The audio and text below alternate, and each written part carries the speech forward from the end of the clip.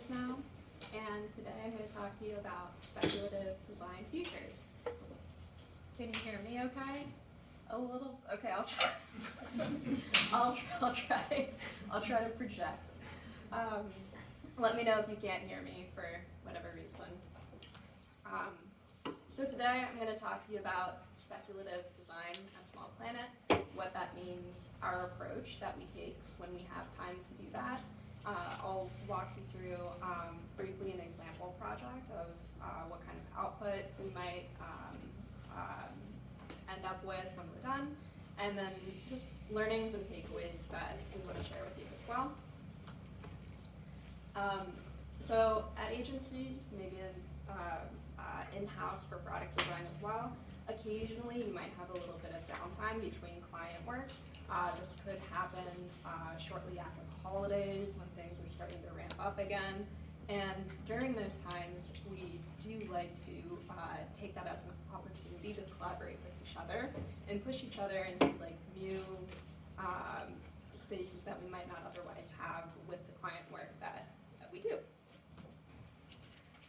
I have not spoken in front of people in a really long time, so my voice will get shaky. It's going to be fine.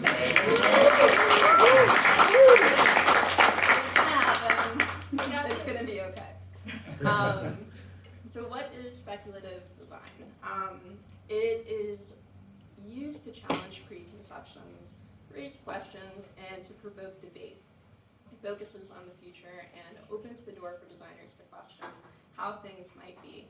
This is a really fun thing to explore, and we don't always give ourselves the opportunity to do so. The reason why we do it at Small Planet is to really ask that question of what if, really take the opportunity to go beyond some constraints. We do impose constraints upon us, otherwise it would be chaos, but it is a little bit more freeing. We imagine future states and industries or experiences that we are curious about, and it gives us an opportunity to rapid prototype, keep our tools sharp. This snapshot is taken from one of our Fig Jams when we were exploring different ideas.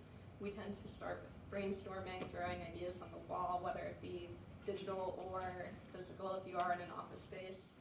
And we vote on these ideas and decide what we're going to be working on in this time. For this particular session, brainstorming session that we had, we framed it around the year 2050, and so we dubbed the project Project 2050. And so why 2050? It's when 90% of the world's countries have committed to being net zero. It sounds far away, but it's really a lot closer than we might think. And it also aligns with other planetary milestones, including a decrease in crop harvests if we continue losing arable soil at current rates. And these were just some of the domains that we were taking into consideration when deciding what to explore in that brainstorming session. And we landed on two design challenges. We broke up into two teams, and we had a third team that provided support that was comprised of our design leadership that provided feedback, regular feedback sessions, and maybe helped us really chew on those really like meaty bits that get maybe pessimistic at times because we are talking about climate change, but really help guide that path and keep us on track. My team was assigned to design a voice UI recipe app in 2050, and our objective was to write a description of what that world may look like. This resulted in a press release and then a series of clickable screens. Any questions at this point? Can you hear me okay? All right, so the process that we took, really similar to the traditional design process that you might take in a new feature for your product or in client work as well. We describe, we define, we concept, and we prototype. And we try and do that quickly because we don't know how much time we actually have before a new client rolls in. And so in our describe phase. My team and I, we established the context, we identified the business problem, we defined our audience, and we wrote a press release. A few examples of what came out of that was the year's 2050, due to the effects of global warming food and water have become scarce. There became a necessary behavioral shift from globally sourced to locally grown sustenance. And the problem, how do you meal prep in a limited supply world? What happens when you can no longer find peaches for your peach cobbler? This is something that we're very comfortable with today, but it might not be something that we're afforded the luxury later on. Again, not to be too much of a downer. But these were things that we considered and wondered what would that look like in a tool. And finally, the what. What will this thing do? What problem will it solve? It will provide and create recipes and complete meals based on ingredients currently available. So this is an example of the press release that my team and I wrote. This is kind of a unique methodology to write a press release when framing the problem, but it came really, really handy, and it's something that I'm definitely going to use going forward, especially when working with clients. It can be a really great way to sell the concepts that you're proposing to them. You're really framing this solution or this product in a creative storytelling way. And so for our recipe app, we decided to not go full voice UI. We figured this could be very limiting in the future by doing so, especially when you think about cooking as a very visual, tangible mode. It's very tactile craft, right? And you're eliminating an audience that might have speech or hearing impediments as well. And so the app that we were designing for had an AR application component where it would connect to your smart home system and project into your cooking space. I'll show you what that means or what that looks like in a bit. And so when we designed this product and this problem, we did actually create a user journey. This was really helpful for prioritizing the screens that we were going to explore in our concepting phase. And it also helped really concretize where those pain points could lie in this future. And so when we started to define and think about concepting, think about the visual treatment, we did look toward modes of augmented reality that wouldn't necessarily require a device that you wear on your face. Maybe that'll happen, maybe it won't. But this was the direction that we thought would be interesting to take to push ourselves in this way.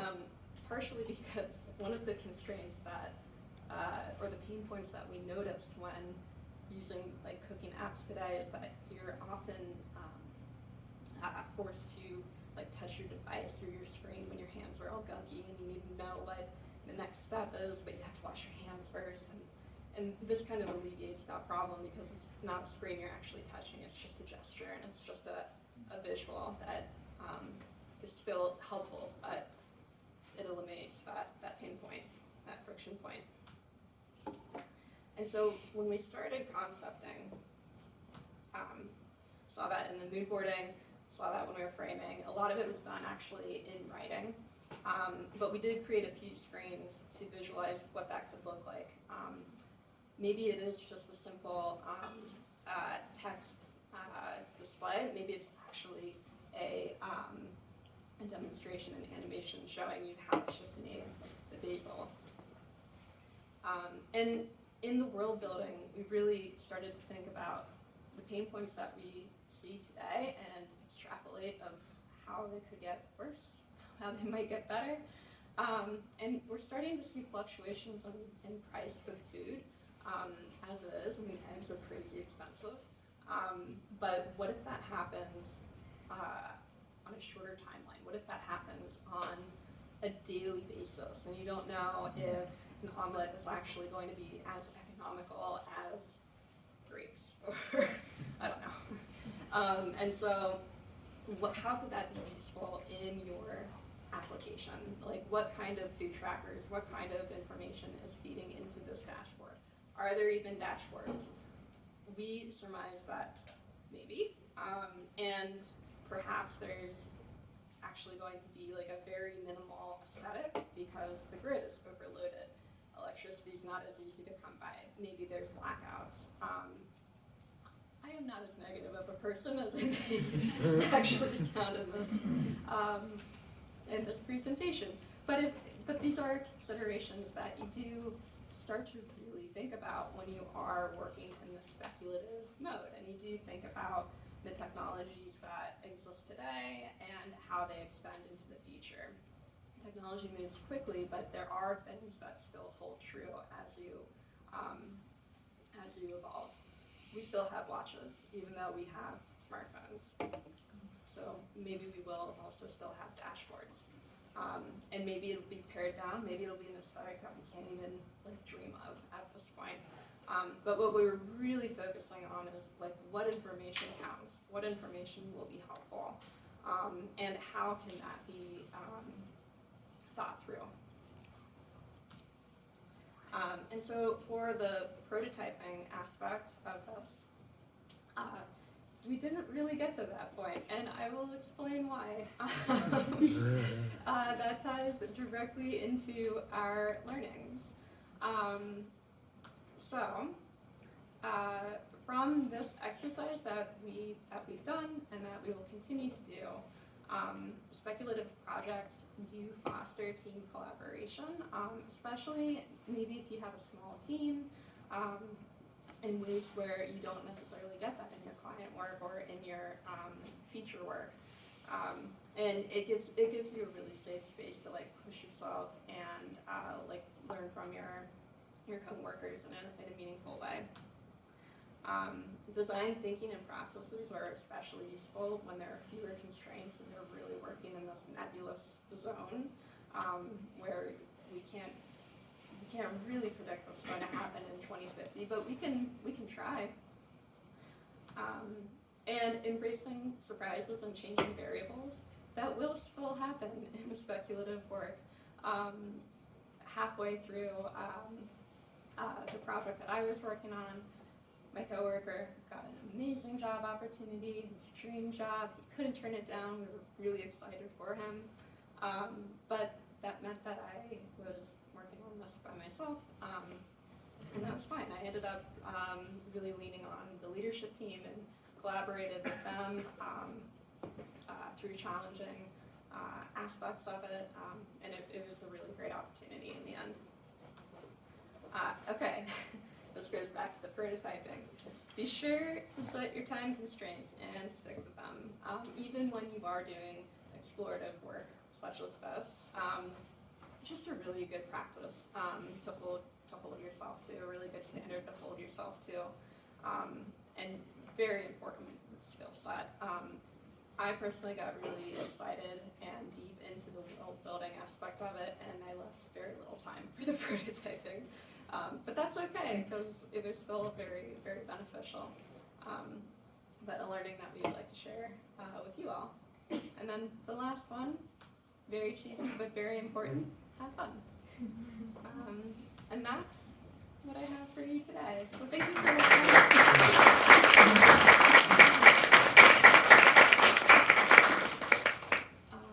And yeah, I'll be around if you have questions or if you have tips, if you've done speculative work that you want to share, your process. I'd love to hear it. That's all I got. Can I ask a question? Yes. This is not rehearsed. Okay. I think human beings and creatives in particular they fantasize about having the time to do things. If I have the time, I will make this. Oh, yeah. And I will design this, I'll read this, I'll watch this. And I think when we talk about things that are in the future, it's like, I'm going to build something, I'm going to design something. And it's going to live in the space, it's going to be amazing, and all I need is another 2 months to do it.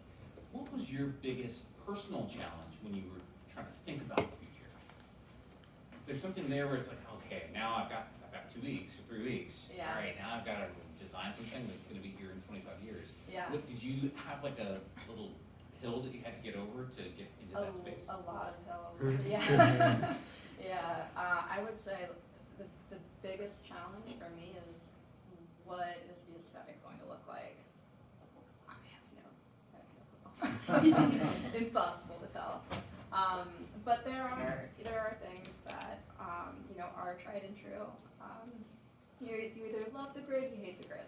I personally love the grid. So I went with a really minimalist style. I do think that, like, ecologically, we are perhaps going to see a trend into more minimal aesthetics, just because they're less like power hungry. Like, it's hard to remember when we do execute like these really lavish, really beautiful, gorgeous designs, that they are really expensive. They do consume a lot of electricity to produce, so they're not very green. And we might be forced as designers to one day really restrain ourselves in an effort to be like green stewards of the earth.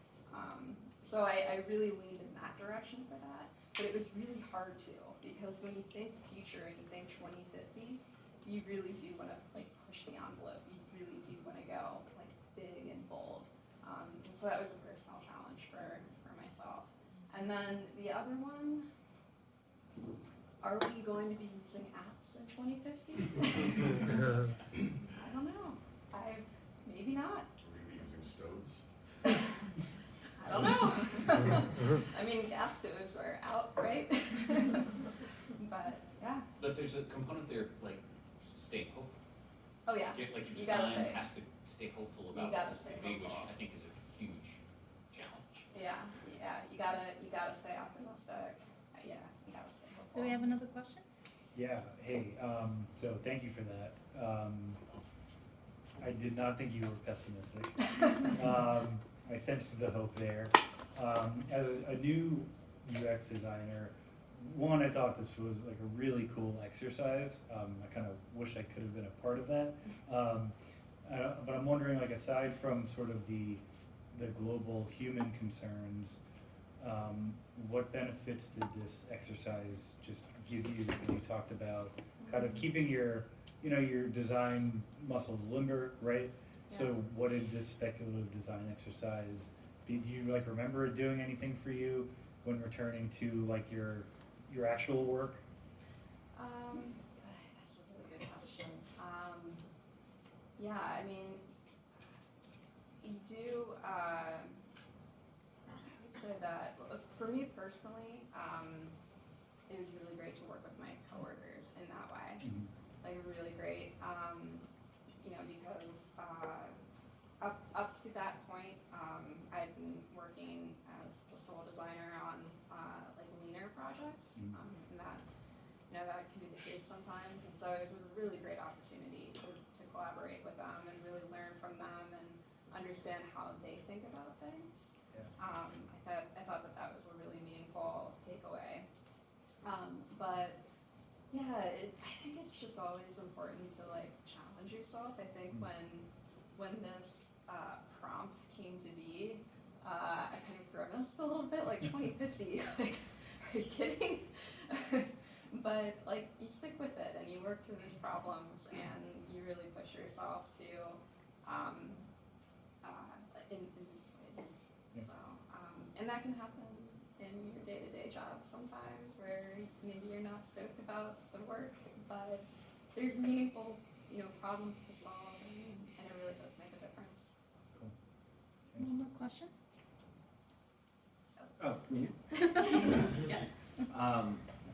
So speculative work is fun and awesome, and I feel like not a lot of designers in their jobs get to do something like that. Yeah. I'm wondering, and maybe this came from top down, and this was a leadership, hey, let's take some time and do some speculative work. But I find it's really hard to convince like leadership teams to do work that doesn't have like direct business impact or business results or is not specifically for a client. So I'm curious kind of how that conversation went. Yeah, it was top down, which was really great. And our leadership is, and Matt as well, really great about just like asking questions, like, you know, pushing us into uncomfortable zones, like writing papers, writing articles. And I think that's a really great aspect of Small Planet's culture. And yeah, I think it is hard to, if that aspect of the culture isn't present, like just being the advocate and really describing like how it really does foster like a camaraderie among your team, that's huge.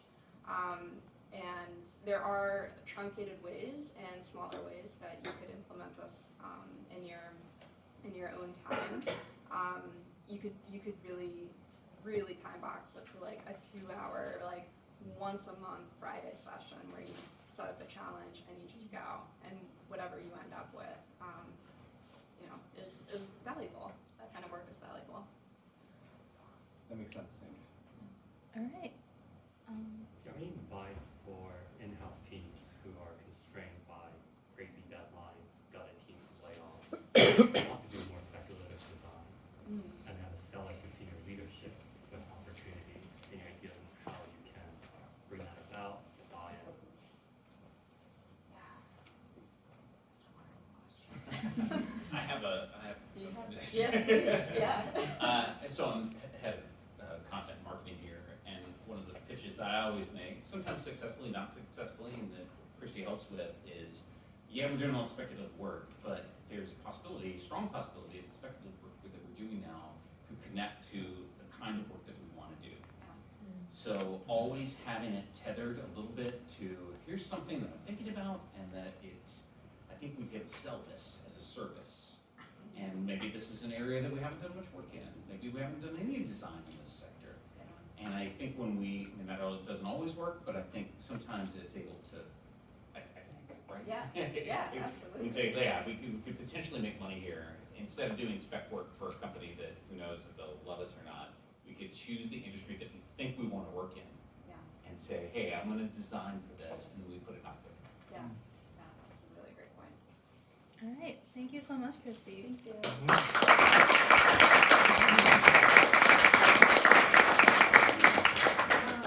We're gonna take a really quick break here, so everyone can get some refills and such. So we'll be back here in like 5 minutes.